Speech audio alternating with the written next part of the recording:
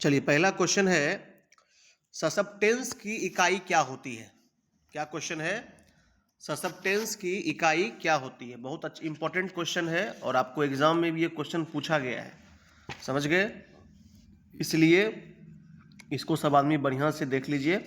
Question क्या कर रहा है कि ससेप्टेंस की जो है इकाई आपकी क्या होती है। ठीक है, तो ससेप्टेंस क्या होता है ये समझ लीजिए। ससेप्टेंस का मतलब ये होता है कि जब आपका एसी जो है करंट जो होता है, वो एसी करंट जब किसी सर्किट में फ्लो करती है, ठीक है, तो ससेप्टेंस क्या है कि उसकी प्रॉपर्टीज है कि जिस कारण से जो है वो क्या करती है, सर्किट में एसी करंट को फ्लो होने के लिए, बहने के लिए देती है। समझ गए बात को। तो प्रत्यावर्ती धारा जो है उसका क्या है, प्रवाहित होने का जो गुण होता है उसको हम लोग क्या बोलेंगे, ससेप्टेंस बोलेंगे। अब ससेप्टेंस का मात्रक क्या होता है सर, तो महो। क्या होता है? महो। आप ए नंबर आंसर देखिए क्या है उसमें लिखा हुआ, महो जो है वो क्या है, करेक्ट आंसर है। समझ में आया? ससेप्टेंस क्या होता है? ससेप्टेंस प्रत्यावर्ती धारा का किसी सर्किट में बहने का जो गुण होता है उसी को हम लोग क्या बोलते हैं, ससेप्टेंस बोलते हैं। इसका मात्रक यदि हमसे कोई पूछता है तो मात्रक क्या होता है उसका, महो होता है। यहाँ तक में कोई दिक्कत है किसी बच्चे को तो बोलिए। ये क्वेश्चन एग्जाम में पूछा हुआ क्वेश्चन है, इसलिए इसको इत्मीनान से अच्छे से समझ लीजिए। ठीक है, चलिए अगला क्वेश्चन चलते हैं हम लोग। ठीक है, क्या है क्वेश्चन सर?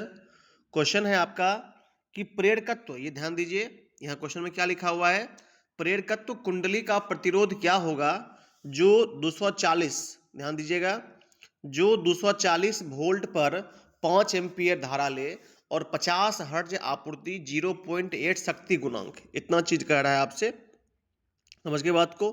तो अभी इसमें क्या कर रहा है, क्वेश्चन में हमको क्या निकालने के लिए कह रहा है सर, तो आपका जो है कुंडली का प्रतिरोध हम लोगों से पूछ रहा है कि कुंडली का प्रतिरोध क्या होगा। ठीक है, जिसमें क्या क्या दिया हुआ है हम लोगों को, वोल्टेज दे रखा है 240 वोल्ट, 5 एम्पियर का करंट है, फ्रीक्वेंसी 50 हर्ट्ज है और 0.8 जो है वो क्या है, इसका शक्ति गुणांक है। समझ गए बात को। तो कैसे निकालेंगे सर, इसको निकालने का क्या फॉर्मूला होगा, तो पहले हम लोग क्या करेंगे, इसमें VRMS निकालेंगे। हम लोग क्या निकालेंगे, VRMS। VRMS निकालने के लिए क्या क्या लगाएंगे इसमें सर, तो VRMS इक्वल्स टू क्या होता है आपका, VO/√2। ध्यान दीजिए, कॉपी में नोट करते चलिएगा सब आदमी।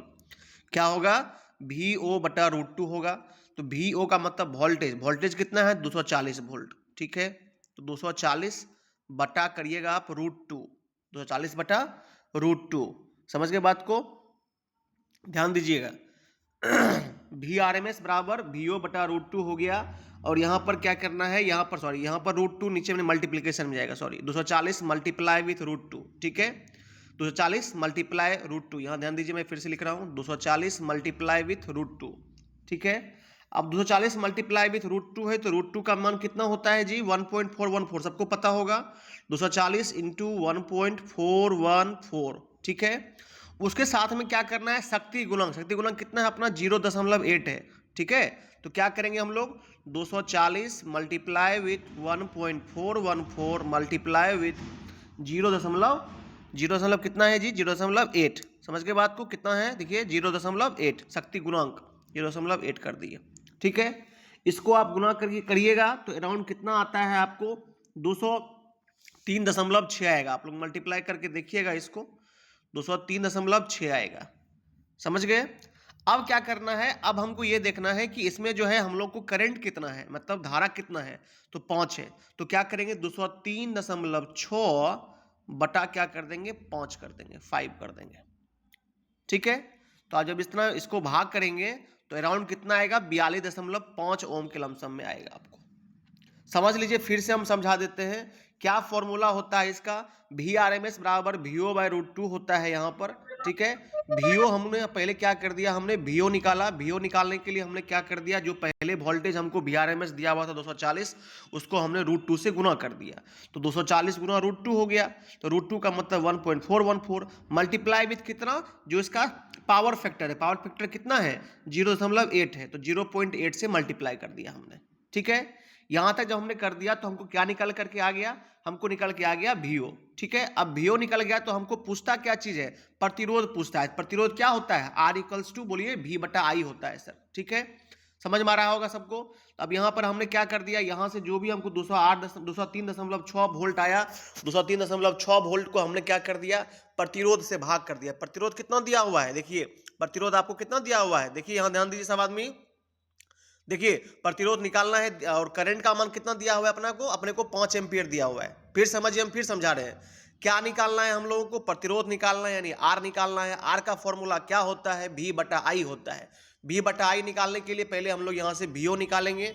VO का मात्रा वैल्यू कितना आया सर, तो VO का मान निकालने के लिए हमने क्या किया है, 240 वोल्ट जो हम लोग को पहले से दे रखा है उसको हमने क्या किया, √2 से मल्टीप्लाई किया, और फिर हमने क्या किया, जो शक्ति गुणांक 0.8 है उसे मल्टीप्लाई कर दिया। ठीक है, तो हमको क्या मिल गया, VO मिल गया। VO मिलने के बाद हम लोग क्या करेंगे, VO मिलने के बाद हमारे पास फॉर्मूला होता है V/IR, सबको पता है ये चीज। ठीक है, तो करंट का वैल्यू दिया हुआ है अपने पास कितना, 5 एम्पियर। VO हमने निकाला 203.6। ठीक है, और अब बचा क्या, रेजिस्टेंस, 203.6/5 कर दीजिएगा तो आपको कितना आ जाएगा, ये 42.5 ओम जो है वो आपको आ जाएगा। यही इसका करेक्ट आंसर है। कॉपी में सब आदमी नोट कर लिए होंगे। ठीक है, अगर नोट नहीं किए हैं तो रिकॉर्डेड वीडियो जाएगा, उसको देख के अपना कर लीजिएगा, लेकिन कर लीजिएगा क्योंकि ये अच्छे अच्छे क्वेश्चन हैं। इस चैप्टर में थोड़ा सा आप लोग को डिफिकल्टीज आएगी, लेकिन सीखते चलिए, कोई बात नहीं है, नया नया ज्ञान हो रहा है, इसको सीखते चलिए सब आदमी। चलिए अगला क्वेश्चन चलते हैं। क्या है क्वेश्चन, सुन लीजिए। एसी श्रेणी परिपथ में अनुनाद आवृत्ति को कैसे बढ़ाया जा सकता है।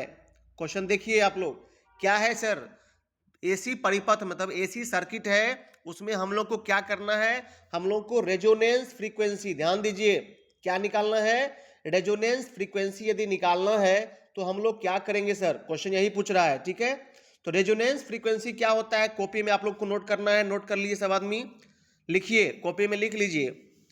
रेजोनेंस फ्रीक्वेंसी, रेजोनेंस फ्रीक्वेंसी क्या होता है, लिखिए सब आदमी। रेजोनेंस फ्रीक्वेंसी 1/2 पाई √LC के बराबर होता है। लिखिए, रेजोनेंस फ्रीक्वेंसी 1/2 पाई √LC के बराबर होता है। मैं लिख रहा हूं ऊपर,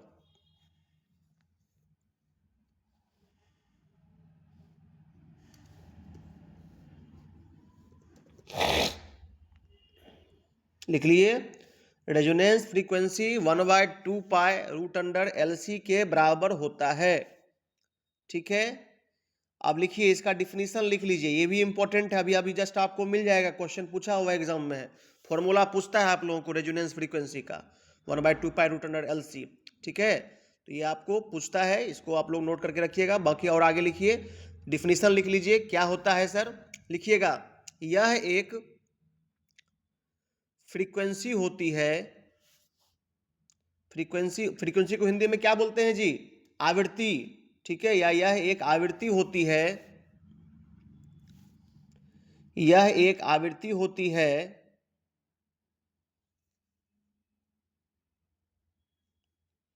जिस पर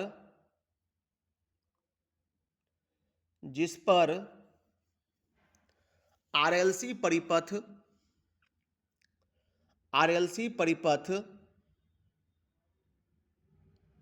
परिपथ अनुनाद की स्थिति में होता है, अनुनाद की स्थिति में होता है। सूत्र मैंने आपको लिखा ही दिया इसका, 1/2 पाई √LC। ठीक है,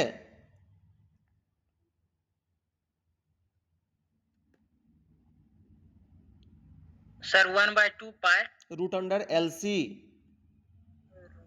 अब लिख लीजिए, एल क्या है यहां पर, प्रेरकत्व, इंग्लिश में लिखिएगा तो इंडक्टेंस। एल क्या है, प्रेरकत्व है, प्रेरकत्व, इंडक्टेंस जिसको बोलते हैं। और सी क्या है, कैपेसिटेंस, यानी कि धारिता। कैपेसिटर आप लोग पढ़े थे, उसी का जो प्रॉपर्टी होता है उसको कैपेसिटेंस बोलते हैं, सब पढ़ाया हुआ है आपको पहले। तो चलिए, क्वेश्चन में क्या कहा आप सुन लीजिए। एसी परिपथ में अनुनाद आवृत्ति यानी FR, ठीक है, को कैसे हम लोग बढ़ा सकते हैं, यही क्वेश्चन पूछ रहा है। क्या कहता है, एसी परिपथ में अनुनाद आवृत्ति को कैसे बढ़ाया जा सकता है। तो हम लोग क्या करेंगे कैपेसिटेंस के वैल्यू को घटाएंगे। ध्यान दीजिए, कैसे कर सकते हैं सर? तो कैपेसिटेंस के वैल्यू को घटा देंगे, ऑटोमेटिक क्या हो जाएगा? ऑटोमेटिक जो है हम लोगों का जो परिपथ है उसकी आवृत्ति क्या होगी? बढ़ जाएगी। अब कहो सर कैसे? सर समझ में नहीं आया, समझाइए। देखिए अभी आपको क्या समझाए हम, 1/2 पाई रूट अंडर, यहाँ ध्यान दीजिए हमने लिखा था 1/2 पाई रूट अंडर LC हमने कहा। अभी देखिए आप लोग, C क्या है? L और C क्या है? नीचे है, मतलब नीचे के मान को अगर हम लोग क्या करेंगे? बढ़ाएंगे तो ऊपर का मान मतलब जो आपका फ्रीक्वेंसी है वो क्या होगा? घटेगा। ध्यान दीजिए, क्यों भाई? क्योंकि इन्वर्सली प्रोपोर्शनल है, व्युत्क्रमानुपाती है जिसको हिंदी में बोलते हैं हम लोग, ठीक है। तो LC क्या है सर? क्योंकि वो C जो है कैपेसिटेंस क्या है? कैपेसिटेंस बढ़ेगा तो फ्रीक्वेंसी घटेगा। क्यों भाई? क्योंकि आपका जो ये आप देख रहे हैं जो कंडीशन है वो क्या है? व्युत्क्रमानुपाती के कंडीशन में है ना, इन्वर्सली प्रोपोर्शनल कंडीशन में, यही कारण है सर। तो वही क्वेश्चन पूछ रहा था कि रेजोनेंस फ्रीक्वेंसी कब बढ़ेगा? तो जब कैपेसिटेंस घटा देंगे तो उधर बढ़ जाएगा, सिंपल कंसेप्ट है। चलिए सर अगला क्वेश्चन चलते हैं। अगला क्वेश्चन क्या है? 3 फेज रिएक्टिव पावर को निकालने के लिए क्या सूत्र होता है यदि लाइन वोल्टेज VL और लाइन करंट IL है? ध्यान दीजिए, बहुत अच्छा चीज है, इसको समझिए। 3 फेज, पहले आप लोग समझिए 3 फेज होता क्या है। देखिए 3 फेज का मतलब यह होता है कि 3 आपका मेन पावर लाइन होता है, मतलब 3 से क्या होगा? करंट बहेगा, और एक क्या होता है आपका? न्यूट्रल। मतलब 3 फेज का जो भी वायरिंग होगा उसमें 3 गो मेन लाइन होगा, एक वो न्यूट्रल होगा। ये कंसेप्ट क्लियर कर लीजिए पहले, आप लोग समझ गए। और किसी को अगर बॉडी अर्थिंग देना होता है तो बॉडी अर्थ अलग से होता है, तो समझिए कि 3 1 4 1 5 गो हो जाएगा आपको, ठीक है, बॉडी अर्थ मिला करके, है ना। तो 3 फेज सिस्टम जहां पर भी होगा वहां पर क्या होगा? 3 मेन लाइन होगा, एक वो न्यूट्रल वायर होगा, मतलब 4 गो होगा आपका, ठीक है। तो वही क्वेश्चन पूछ रहा है आपसे। जैसे हम लोग के घर में क्या है? सिंगल फेज सिस्टम होता है, एक लाइन आता है, एक तार से लाइन आया हुआ है। लेकिन अभी अपना कॉलेज में जाइएगा तो कॉलेज में क्या है? 3 फेज कनेक्शन होता है। क्यों सर? क्योंकि वहां पर जो भी मान लीजिए मोटर पैनल वगैरह लगे हुए हैं वो कुछ में कुछ क्या है आपके सिंगल फेज का है, कुछ क्या है 3 फेज का है। तो जो 3 फेज वाला मोटर होता है तो 3 फेज कनेक्शन मिलेगा तभी न चलेगा, सिंगल फेज में कैसे चलेगा? तो यही चीज है, समझ गए। तो अभी क्या कह रहा है अपने से क्वेश्चन में कि what is the formula to find 3 phase reactive power if the line voltage and line current. तो आप लोग कॉपी कलम फिर से निकाल लीजिए और लिखिएगा। मैं इसलिए आपको थोड़ा सा धीरे धीरे आज पढ़ा रहा हूं क्योंकि ये टॉपिक जो है ना थोड़ा मतलब इम्पोर्टेंट भी है, नॉलेज के लिए भी अच्छा है, और एग्जाम में भी इससे क्वेश्चंस कुछ आपको देखने को मिलेंगे। समझ गए बात को। और जो जो मिलता है क्वेश्चन मैंने ऊपर ही ससेप्टेंस का बता ही दिया, अभी 1/2 पाई रूट अंडर LC मैंने बता ही दिया। दोनों क्वेश्चन एग्जाम में पूछा हुआ क्वेश्चन है, अभी और आएगा वो मैं आपको बताते चलूंगा, समझ गए। तो लाइन फेज, और समझिएगा ये जो आप देख रहे हैं VL और IL, यहाँ पर देखिए क्या क्या है सर? VL है और IL है, ठीक है। तो VL और IL क्या होता है? तो VL और IL जनरली 3 फेज सिस्टम में होता है, समझ गए बात को, ये क्लियर कीजिए। अच्छा, अब लाइन वोल्टेज क्या होता है? कॉपी में नोट कर लीजिएगा। लाइन फेज क्या है? तो किसी भी 2 फेज, जैसे मैंने क्या बताया आपको 3 फेज होता है, तो कोई भी 2 फेज या फिर 2 लाइन के बीच का वोल्टेज होता है। क्या होता है बोलिए तो? फिर से मैं बोल रहा हूं, किसी भी 2 लाइन, 2 मतलब जैसे 3 तार है तो कोई भी 2 तार का वोल्टेज पकड़ लीजिए, समझ गए बात को। तो 2 तार के बीच का जो वोल्टेज डिफरेंस यानी PD होता है, पोटेंशियल डिफरेंस होता है, उसी को हम लोग क्या बोलेंगे सर? लाइन वोल्टेज कहेंगे, समझ गए बात को। चलिए अब क्या है सर? अब अपना है ये समझ में आ गया कि सर ये क्या होता है। तो हमारा जो VL है वो क्या होगा 3 फेज में सर? जो हमारा क्या चीज है बोलिए? जो हमारा 3 फेज में हमारा 2 तार होता है, उस 2 तार के बीच का क्या चीज बोलिए? जो PD होगा, पोटेंशियल डिफरेंस होगा सर। हम लोग उसको क्या करेंगे? हम लोग उसको जो है किस में काउंट करेंगे? VL में काउंट करेंगे सर, कोई दिक्कत नहीं है, ठीक है।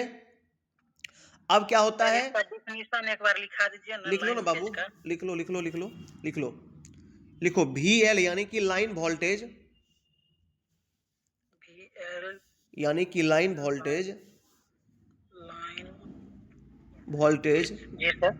3 फेज सिस्टम में। 3 फेज हाँ 3 फेज सिस्टम, सिंगल फेज में नहीं होता, ये 3 फेज में होता है।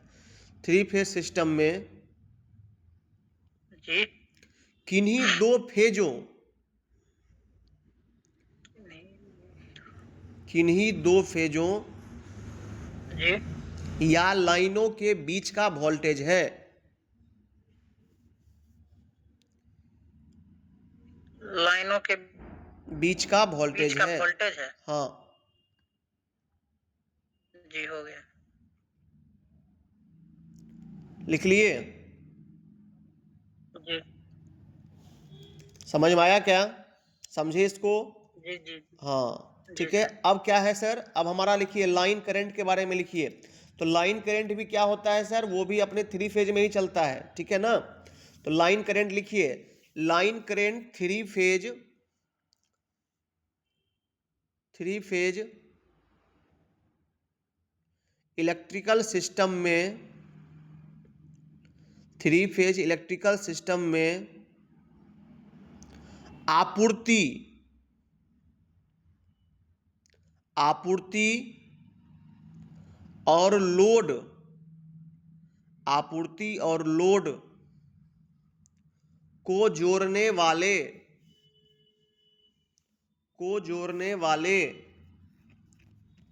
किसी भी एक तार से प्रवाहित होने वाली धारा है। किसी भी एक तार से प्रवाहित होने वाली धारा है।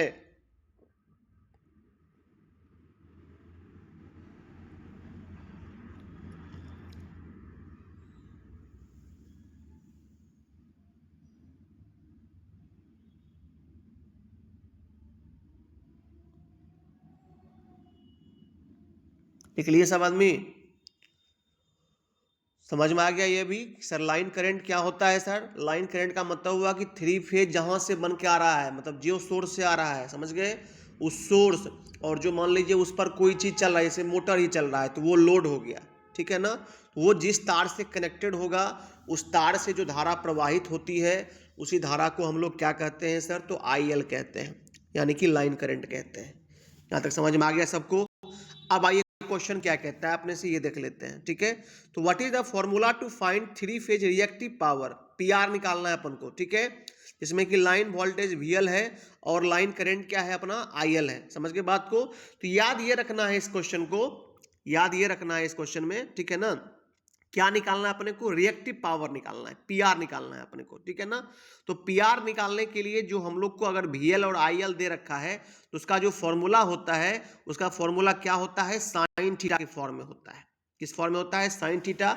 दूसरी बात, जो ये अपना PR जो होता है वो क्या होता है? √3 मल्टीप्लाई विथ VL IL और साइन थीटा का मतलब हो गया कोई अगर एंगल, जैसे मान लीजिए कि राइट एंगल बनता है इसमें, आप लोग देखिएगा इसका ग्राफ वगैरह, तो ये थीटा के राइट एंगल के फॉर्म में ये चलता है, ठीक है ना।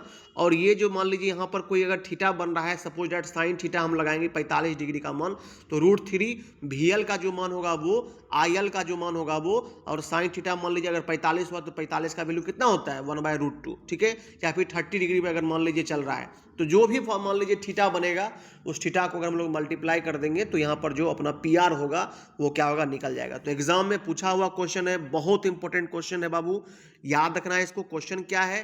थ्री फेज सिस्टम में PR निकालना है अपने को, रिएक्टिव पावर अपने को निकालना है, जबकि क्या क्या दे रखा है सर? VL दे रखा है, IL दे रखा है। समझ गए? तो क्या फॉर्मूला होगा सर? फॉर्मूला होगा इसका √3 VL IL साइन थीटा, ठीक है, इसको याद रखना है। चलिए अगला क्वेश्चन चलते हैं। देखिए क्वेश्चन बड़ा अच्छा क्वेश्चन है यह भी। क्या है sir question? Three phase system में 0.5 पश्चगामी से नीचे होने का मुख्य कारण क्या होता है? फिर से समझते हैं। इंग्लिश में क्या कहता है कि what is the main cause for below 0.5 lagging power factor in three phase system? समझ गए बात को? कि जो अपना लैगिंग पावर सिस्टम होता है ना, वो जो है क्यों होता है, ठीक है। वो मतलब अगर 0.5 से कम हो रहा है तो वो क्यों हो रहा है, रीजन क्या है इसके पीछे? समझ गए बात को? इसका रीजन क्या होता है कि रिएक्टिव पावर जो होता है वो क्या होता है? इंडक्टिव लोड से ज्यादा हो जाता है। मतलब जो पावर से अगर मान लीजिए, समझिए ध्यान से, जो लोड है, ठीक है ना, उस लोड से अगर पावर बढ़ जाएगा तो फिर वहां पर क्या होगा कि लैगिंग पावर जो होता है वो 0.5 से घट जाता है। किसमें? थ्री फेज सिस्टम में।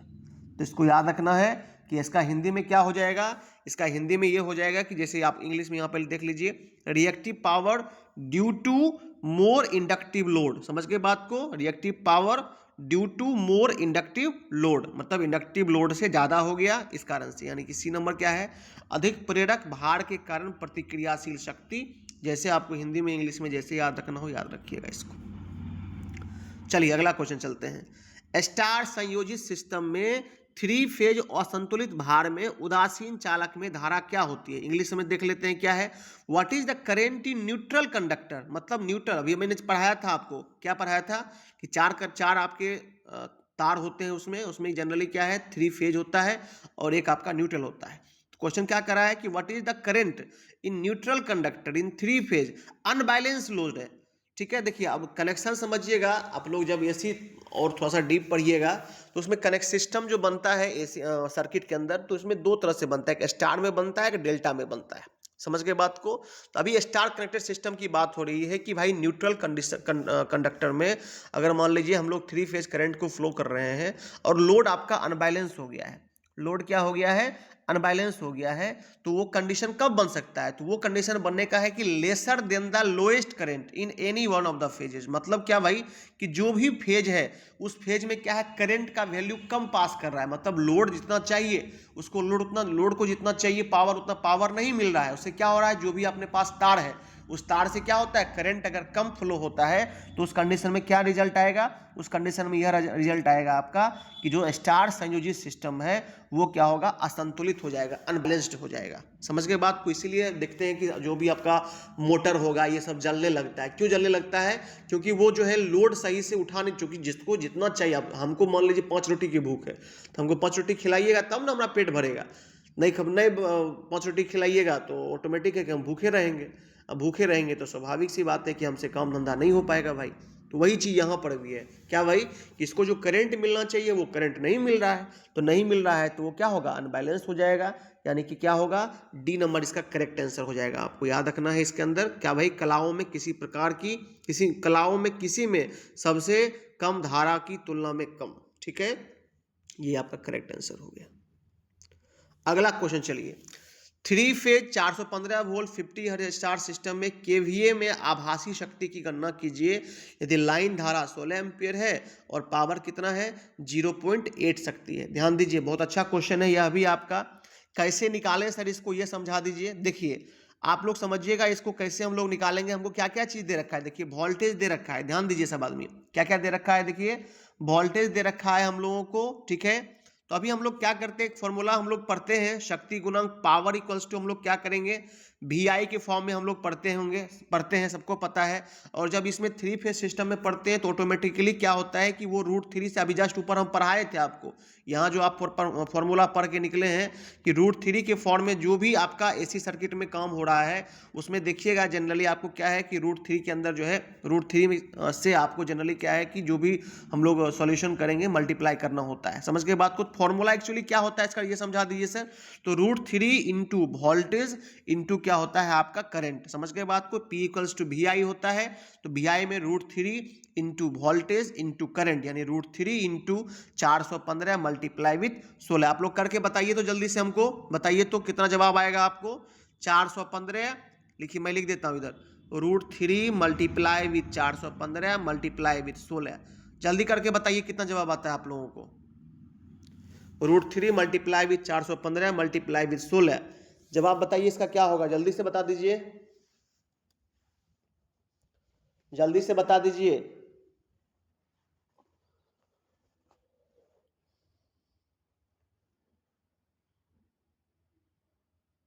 और √3 का मान कितना डालिएगा, 1.732।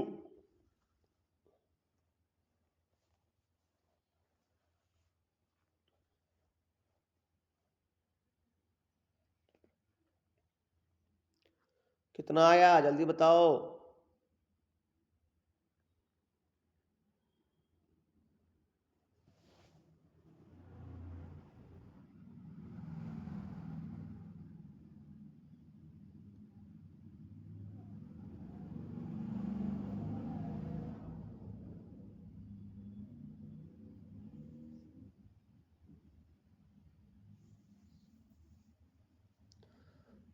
किसको, जल्दी आओ, जल्दी बताओ ना भाई, कितना लेट कर रहा है तुम लोग।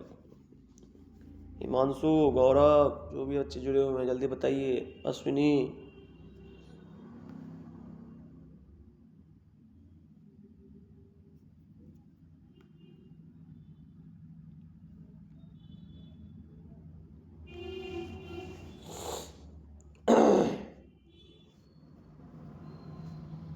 चलिए आप लोग करिएगा, आपको जो है ना हमको लगता है अराउंड 11,500 के लमसम आएगा, ठीक है ना। आप लोग करके देख लीजिएगा, मल्टीप्लाई करके ये जवाब आपका 11,500 आएगा। उसको 1000 से भाग कर दीजिएगा। क्यों भाई? क्योंकि किलो में चेंज करना है। देखिए यहाँ KVA लिखा हुआ है, तो किलो को चेंज करने के लिए क्या करते हैं, 1000 से भाग कर देंगे, है ना। सो कर लीजिएगा, आपको जितना आएगा 11.5 आपका जवाब आ जाएगा, ठीक है। चलिए कर लीजिएगा। अब अगला क्वेश्चन चलते हैं हम लोग, ठीक है। नेक्स्ट क्वेश्चन क्या है, 3 फेज सिस्टम में 2 वाट मीटर लग गया। वाट मीटर क्या होता है सर? शक्ति मापने के लिए जिस मीटर का इस्तेमाल करते हैं उसको हम लोग वाट मीटर कहते हैं। समझ गए बात को। अगर कहता है पावर फैक्टर 0 हो गया है, पावर फैक्टर 0 है, तो W1 मतलब आपको वाट 1 यानी कि W1 और W2 का जो है वैल्यू क्या होगा, तो W1 W2 का वैल्यू होगा तो बराबर, लेकिन जो साइन होगा मतलब जो उसमें प्लस या माइनस का साइन होगा वो एक अपोजिट होगा। एक में अगर प्लस दिखाएगा तो एक में क्या दिखाएगा, माइनस दिखाएगा। क्यों? क्योंकि सर बैलेंस है, इसलिए सर, ठीक है। तो क्या कहता है, W1 W2 के बराबर होगा, लेकिन विपरीत साथ में होगा, ठीक है, नेगेटिव साइन के साथ होगा।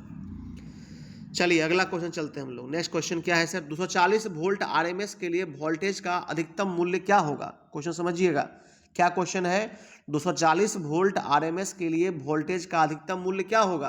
तो यहाँ पर फॉर्मूला क्या होता है, RMS के लिए हमको निकालना है, क्या निकालना है, अधिकतम मूल्य निकालना है। तो फॉर्मूला होता है VRMS मल्टीप्लाई विथ √2। क्या होता है, VRMS मल्टीप्लाई विथ √2, यानी 240 वोल्ट मल्टीप्लाई विथ √2। √2 का मान 1.414, ठीक है। आप इसको लगा दीजिए, जो आएगा वही करेक्ट आंसर है। आप लोग देख लीजिएगा मल्टीप्लाई करके, मुझे लगता है 339 के लमसम आना चाहिए आपको, ठीक है। आंसर देख लीजिए क्या दिया हुआ है, C, हाँ ठीक है। 339 हम लोग 5 वोल्ट आपको आएगा, इसको मल्टीप्लाई करके आप लोग देख लेना। चलिए अगला क्वेश्चन, एग्जाम में पूछा हुआ क्वेश्चन है बाबू ये। RLC सर्किट परिपथ मतलब RLC श्रेणी परिपथ में अनुनाद के लिए क्या स्थिति होगी, मतलब जो रेजोनेंस होगा, तो रेजोनेंस कब होगा, क्वेश्चन वही पूछ रहा है कि RLC सर्किट में रेजोनेंस अगर होता है तो रेजोनेंस कब होता है। समझे बात को। रेजोनेंस क्या होता है, जब कोई भी बाहरी फोर्स लगता है, तो बाहरी फोर्स लगने पर अगर कोई वस्तु अधिकतम कंपन करने लगे, मतलब मैक्सिमम वाइब्रेशन हो उसके अंदर में, तो उसको बोलते हैं अनुनाद होना। समझ के बात को, कि कोई भी मैग्नेटिक फील्ड के अंदर कोई मान लीजिए कंडक्टर रखा हुआ है, उस पर अगर कोई एक्सटर्नल फोर्स काम करता है तो जितना जोर समझिए झन झन झन करता है, सिंपल समझिए, मतलब मैं अपनी भाषा में बता रहा हूँ कि उसमें खूब कंपन होने लगे, समझ गए ना, तो उसी को बोलते हैं अनुनाद होना, ठीक है ना। तो अब ये समझो कि क्वेश्चन पूछ रहा है अपन से कि RLC सीरीज सर्किट है, उसमें जो है आपको एक्सल मतलब प्रेरकीय प्रतिघात यानी एक्सल और धारतीय प्रतिघात यानी कि XC का कंडीशन कब बनेगा, तो जब क्या होगा, आपका दोनों जो है वो बराबर हो जाए, यानी एक्सल XC के बराबर हो जाएगा, तब क्या होगा कि आपका जो है सीरीज क्या नाम है आपका RLC सर्किट है, और उसमें भी सीरीज सर्किट है, तो उसमें मैक्सिमम आपका क्या होगा, रेजोनेंस आएगा। क्या आएगा, रेजोनेंस आएगा, अनुनाद आएगा। समझ गए, यानी XL = XC। याद रखिएगा, क्वेश्चन एग्जाम में पूछा हुआ है आपको ये भी। चलिए अगला क्वेश्चन, यह भी एग्जाम में पूछा हुआ क्वेश्चन है। AC सर्किट में रिएक्टिव पावर का क्या फॉर्मूला होता है, PR कैसे निकालते हैं सर, ठीक है। PR हम लोग कैसे निकालते हैं, तो PR निकालने के लिए भी ऊपर जस्ट हम पढ़ा के निकले भी थे, साइन थीटा बोल के निकले थे हम आपको, तो वही फॉर्मूला देखिए यहाँ भी आ भी गया है। PR = क्या होगा, देख लीजिए, VI साइन थीटा। क्या होगा बोलिए, VI साइन थीटा, याद रखना है इसको, ठीक है। क्या निकालना है सर अपने को, रिएक्टिव पावर निकालना है। AC सीरीज के अंदर क्या निकालना है, रिएक्टिव पावर निकालना है सर, PR निकालना है। क्या फॉर्मूला लगा दें सर, तो PR = क्या होगा, VI sine theta, cos theta नहीं होगा, अभी आगे बताएंगे क्यों नहीं होगा, इसको याद रखना है, PR = VI साइन थीटा। चलिए अगला क्वेश्चन, R का मान 5 ओम दे रखा है, XL का मान 36 ओम दे रखा है, XC का मान 24 ओम दे रखा है, तो आपसे क्या पूछ रहा है, प्रतिबाधा पूछ रहा है, यानी कि इम्पीडेंस पूछ रहा है। इम्पीडेंस कैसे निकलता है, ये देखिए इम्पीडेंस का मतलब हो गया प्रतिबाधा, जो बैरियर होता है करंट को फ्लो करने के लिए। तो अभी अपने को क्या निकालना है सर, अपने को प्रतिबाधा निकालना है। उसको निकालने के लिए हम लोग क्या करेंगे, तो पहले देख लेते हैं, 2 ओम दे रखा है, उसको माइनस कर लेंगे, ठीक है। तो एग्जैक्ट हमको रेजिस्टेंस मिल जाना है, मतलब ये देखिए आप समझिएगा, XL - XC कर देंगे, XL - XC, ठीक है। तो क्या होगा, 36 - 24 यानी कितना आया बाबू रे, 12। कितना आया, 12, ठीक है, 12 हो गया। अब समझिएगा, अपने को R का वैल्यू कितना दे रखा है जी, ध्यान दीजिए, R का वैल्यू कितना दे रखा है अपने को, 5 ओम दे रखा है सर। XL निकाल लिए, XC निकाल लिए, अब अपने इंडक्टेंस निकालना है, ठीक है। तो अपने को कैसे कैसे करेंगे सर, इसको कैसे निकाला जाए? तो हम लोग क्या करेंगे, अभी कितना निकल के अपने को आया है, तो 36 में से 24 सर माइनस कर दिए तो हमको सर 12 आ गया। ठीक है, कोई दिक्कत नहीं है। अभी अपने को प्रतिबाधा निकालना है, तो क्या फॉर्मूला लगेगा, 12 का रूट अंडर 12 का स्क्वायर और जोड़ 5 का स्क्वायर, 12 का स्क्वायर जोड़ 5 का स्क्वायर। तो आप लोग कितना जवाब आएगा जल्दी बता दीजिए। तो 12 का स्क्वायर जोड़ 5 का स्क्वायर कितना आएगा जी? 12 का स्क्वायर जोड़ 5 का स्क्वायर कैसे निकले, कितना आएगा जल्दी बता दो। कितना आया? 169। 169 का वर्गमूल कितना? 169 13 आया, यानी 13 करेक्ट आंसर है। 13 देखिए आपका है ना सी नंबर में। ठीक है, इसको ऐसे निकालते हैं। चलिए अगला क्वेश्चन चलते हैं। एकल फेज सिंगल फेज एसी परिपथ में कालांतर कितना होता है? कालांतर का मतलब क्या होता है जी? डिस्प्लेसमेंट, फेज डिस्प्लेसमेंट कितना होगा? तो फेज डिस्प्लेसमेंट जो हमारा सिंगल फेज एसी परिपथ होता है उसमें 90 डिग्री होता है। कितना होता है? बोलिए, कुछ बोलना है तो याद रखना है इसको क्या भाई, कि सिंगल फेज एसी परिपथ जो होगा उसमें अगर हमको कालांतर पूछेगा तो कितना होगा बाबू रे, 90 डिग्री हो जाएगा। चलिए अगला क्वेश्चन। स्टार संयोजित सिस्टम में लाइन वोल्टेज तथा फेज वोल्टेज में क्या संबंध होता है? बहुत अच्छा क्वेश्चन है ये। स्टार संयोजित सिस्टम में VL और VP में क्या संबंध है? तो √3 का होता है, जहां भी देखिए √3 मल्टीप्लाई के फॉर्म में होगा, यानी VL बराबर √3 VP, यही करेक्ट आंसर है आपका। ठीक है, याद रखना, ये बहुत अच्छा रिलेशन भी है। VL का मतलब क्या हो गया, लाइन वोल्टेज। लाइन वोल्टेज जो होता है फेज वोल्टेज के √3 के मल्टीप्लिकेशन में होता है, मतलब √3 से आप इसको मल्टीप्लाई कर देंगे तो जो आएगा आपका वही क्या है, आंसर हो जाएगा। यहां तक में कोई दिक्कत है किसी बच्चे को तो बोलिए। चलिए यहां तक हो गया, अब आगे बढ़ते हैं हम लोग। ये क्वेश्चन आप लोग बनाइएगा, 15 नंबर क्वेश्चन आप लोग हमको बना के दिखाइएगा। ठीक है, फॉर्मूला वही है आपका, VL/IL √3 इंटू कॉफिशिएंट करना है, बस यही करना है आपको। ये आप लोग करके हमको दिखाना। किसका आवाज आ रहा है पीछे से, म्यूट कर लीजिए। चलिए क्वेश्चन नंबर आपका आगे बढ़ते हम लोग। क्वेश्चन नंबर क्या है, 16। ठीक है, 16 क्या क्वेश्चन है सर, कि 3 फेज शक्ति मापन में 2 वाट मीटर में समान रीडिंग दिखने पर शक्ति गुणांक क्या होगा? मान लीजिए 3 फेज सिस्टम में हम लोग 2 वाट मीटर लगा दिए और जो उसका पावर फैक्टर कॉफिशिएंट आ रहा है वो इक्वल आ रहा है, समझ गए बात को।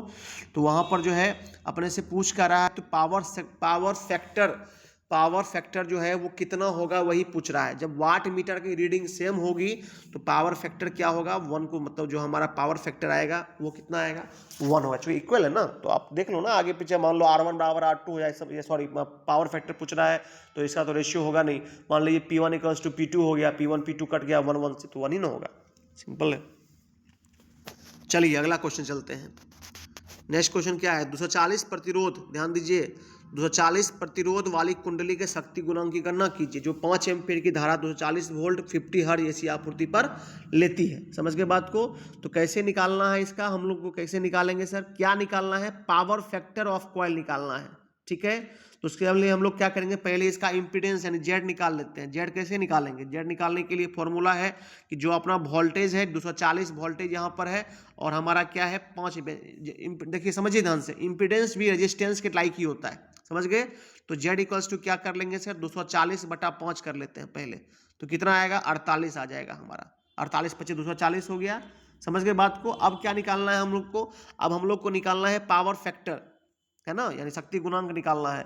तो कैसे निकालेंगे सर, तो अभी जस्ट आपको क्या देख रहे हैं, अभी हमारे पास क्या क्या है, एक रेजिस्टेंस हमारा 24 है सर, और एक हम लोगों ने अभी क्या निकाला है, 48 निकाला है। तो दोनों का रेशियो कर दीजिए, तो कितना होगा, 24/48 कर दीजिए, 24/48, यानी 24 दूनी 48, हाफ हो गया। हाफ का वैल्यू कितना होता है, 0.5। देखिए 0.5 ऑप्शन में है, हाँ देखिए यहाँ पर है। आपको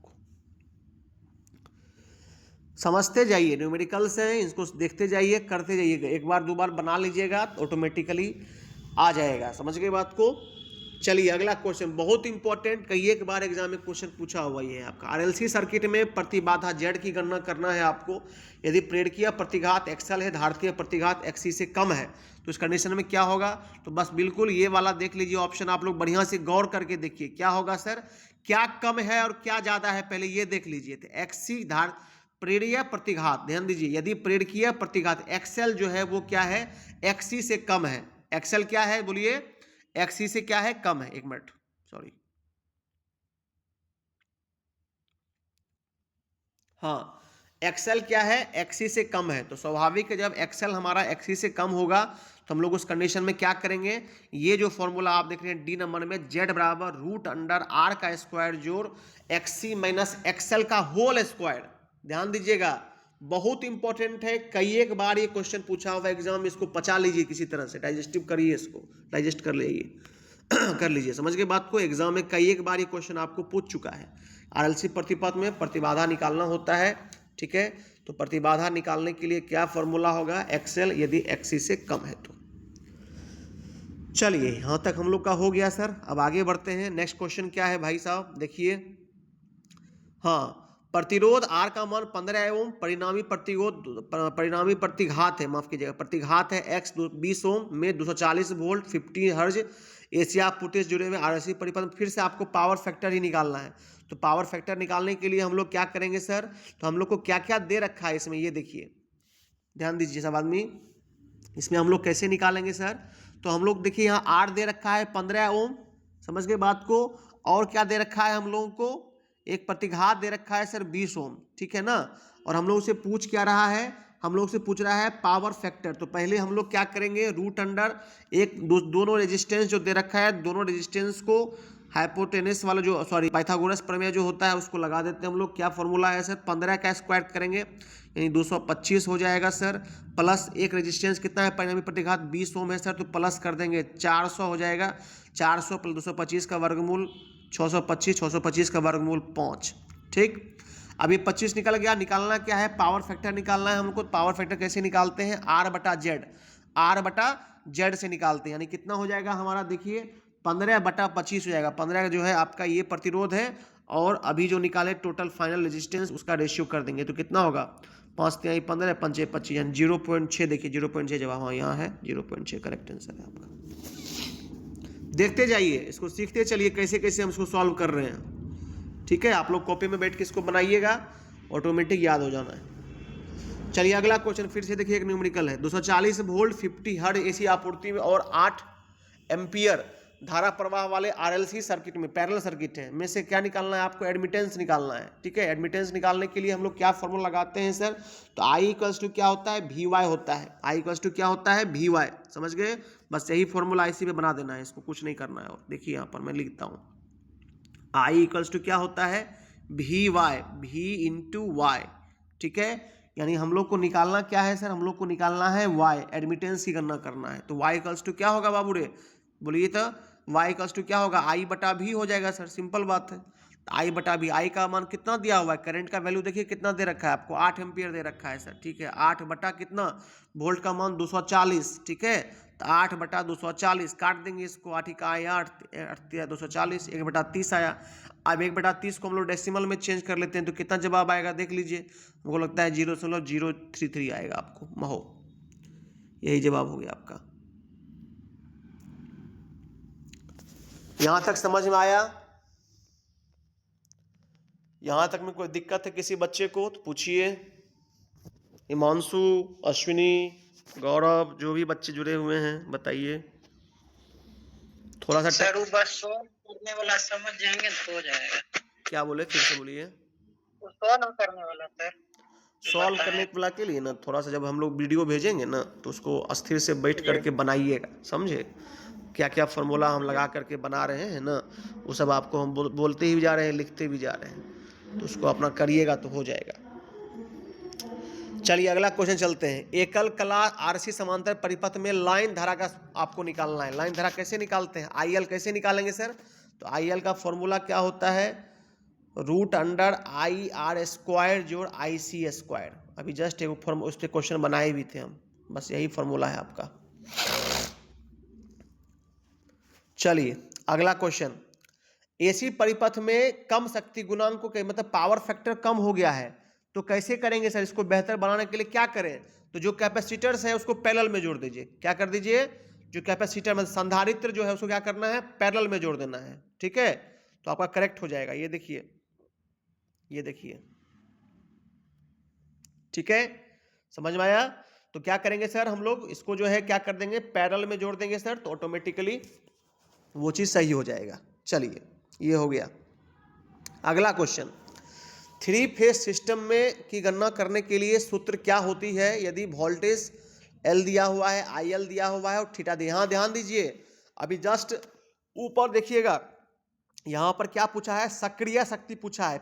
यहाँ ध्यान दीजिए, बहुत इंपॉर्टेंट है, दोनों क्वेश्चन पूछता है, इसलिए दोनों को समझना पड़ेगा आपको। ये देखिए, यहाँ पर सक्रिय शक्ति पूछ रहा है। क्या पूछ रहा है?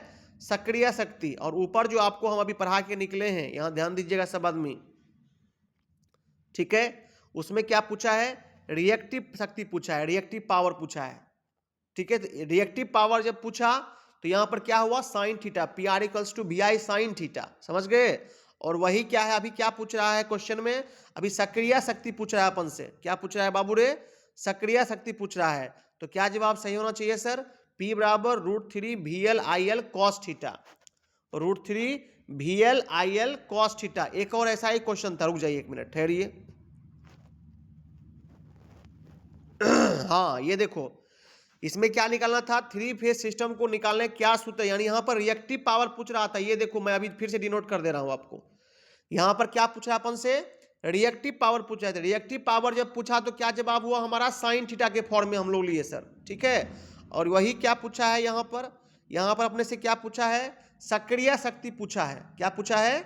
सक्रिय शक्ति। तब यहां पर हम लोग क्या लेंगे? कॉस के फॉर्म में लेंगे। ये ध्यान दीजिए, √3 VL IL cos थीटा। दोनों को अच्छे समझ लीजिए, दोनों में से कोई भी क्वेश्चन आपको एग्जाम में देवे करेगा, ऑप्शन सेम रहता है, ऑप्शन से याद कीजिएगा, कंफ्यूज करिएगा, इसलिए दोनों को समझ लीजिए। सक्रिय शक्ति है, एक में आपको समझ गए बात को? एक में क्या था? सक्रिय शक्ति था आपका। अभी ये इसमें वाले में क्या है? सक्रिय शक्ति है।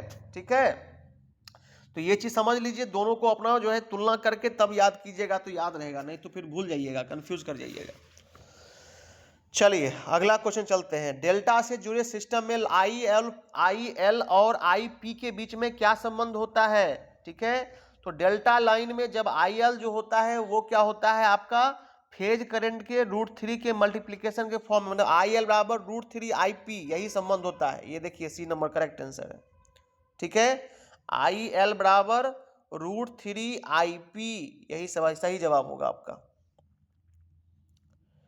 चलिए अगला क्वेश्चन, कला अनुक्रम मीटर का क्या उद्देश्य होता है? फेज सीक्वेंस मीटर क्या नापता है? समझे बात को? फेज सीक्वेंस मीटर क्या नापता है? तो फेज सीक्वेंस मीटर क्या काम होगा जी? स्वाभाविक है बात कि फेज सीक्वेंस मीटर तो फेज ही सीक्वेंस को नापेगा ना सर, तो यही चीज है। थ्री फेज में प्रणाली के सही चरण अनुक्रम के सिस्टम को मापने के लिए हम लोग क्या करते हैं? फेज सीक्वेंस मीटर का प्रयोग करते हैं। चलिए अगला क्वेश्चन, एक स्टार से जुड़े 3 कला भार की आभासी शक्ति की गणना करें।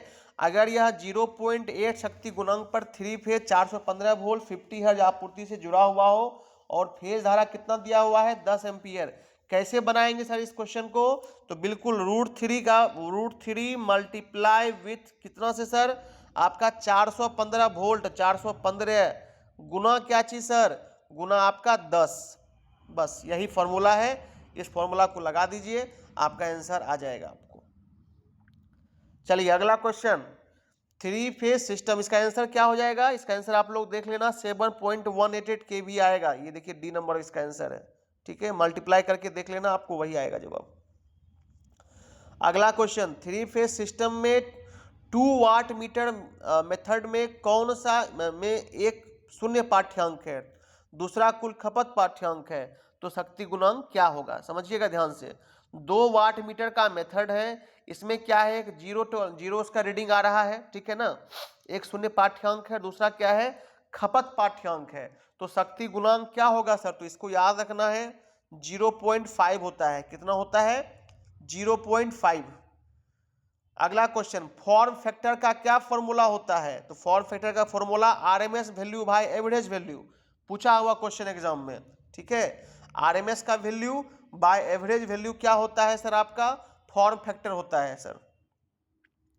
अगला क्वेश्चन, एसी पैरेलल परिपथ में धारा के कुल विरोध के रूप में, मतलब आपका बैरियर वोल्टेज जो हो गया उसको कैसे परिभाषित करेंगे सर? तो उसको हम लोग क्या बोलेंगे? एडमिटेंस बोलेंगे। क्या बोलेंगे? एडमिटेंस। क्या बोलेंगे? एडमिटेंस। याद रखना है, ठीक है, कि जो आपका क्या है, जो आपका पैरेलल सर्किट में जो टोटल आपका रेजिस्टेंस जो है उसको अगर हमको शो करना होगा तो हम लोग कैसे शो करेंगे सर? तो उसको एडमिटेंस के फॉर्म में शो करेंगे सर। चलिए यहां तक आपको पढ़ा दिए हैं ये दोनों पेज। इस दोनों पेज में देखिए, कोई अगर कुछ पूछने लायक लगता है तो पूछ सकते हैं आप एक बार। एक मिनट, हाँ चलिए भाई साहब इसको देख लीजिए। और इसमें जो इम्पोर्टेंट क्वेश्चन था वो मैंने बता दिया आपको, क्या क्या एग्जाम में आया हुआ क्वेश्चन है। उन सारे न्यूमेरिकल्स इसमें कम पूछता है, एक आध कोई पूछ देगा तो पूछ देगा, बाकी आपको इसमें जो बाकी मैंने बताया क्वेश्चन है उसी को देखिए। जैसे मान लीजिए आपको ऊपर में सस्पेंस का मात्रक ये पूछता है आपको एग्जाम में, कई एक बार पूछा हुआ क्वेश्चन है। फिर मान लीजिए ये जो देख रहे हैं क्वेश्चन, 3 फेज में रिएक्टिव पावर निकालने के लिए जो है क्या फॉर्मूला होता है, ठीक है, ये क्वेश्चन आपको एग्जाम में पूछा हुआ है ना। ये वाला 240 वोल्ट में आरएमएस निकालने के लिए भी क्वेश्चन पूछा हुआ है, ये वाला क्वेश्चन, ठीक है, ये पूछा हुआ क्वेश्चन है आपको। समझ के बात को। कलांतर वाला क्वेश्चन पूछा हुआ है कि एकल फेज में एसी परिपथ में कलांतर कितना होता है, यह भी क्वेश्चन पूछा हुआ है आपको। एसी सर्किट में पीआर का फॉर्मूला क्या होता है, पीआर का क्वेश्चन बहुत बार पूछा हुआ है आपको, ठीक है ना। समझ रहे हैं बात को, ये सब क्वेश्चन पूछेगा। आरएलसी सर्किट में ये वाला प्रतिबाधा निकालने के लिए कई एक बारी तो हमको लगता है कि सब सेटे में दे देता है क्वेश्चन, ठीक है, ये देख लीजिए आप, इसको इम्पोर्टेंट है, इसको आप लोग बढ़िया से देख लीजिए। और इसके बाद ये वाला 3 कला शक्ति में गणना करने के लिए लाइन वोल्टेज, लाइन धारा दिया हुआ है, कला कोण थीटा है, तो उसका फॉर्मूला फिर आपको, तो ये सारा पूछता है। एक फॉर्म फैक्टर का ये वाला फॉर्मूला, ये बड़ी इंपॉर्टेंट है, ये भी पूछता है क्वेश्चन, ठीक है ना। तो ये 5-6 क्वेश्चन इसमें है जो बहुत इंपॉर्टेंट है, एग्जाम में पूछने लायक क्वेश्चन है। बाकी के न्यूमेरिकल से, न्यूमेरिकल 1-2 देने का होता है, देता है, ऐसे नहीं भी रहता है सब सेट में, लेकिन फिर भी अपना काम है पढ़ना, जो क्वेश्चन पूछे क्या फर्क पड़ता है उससे, ठीक है।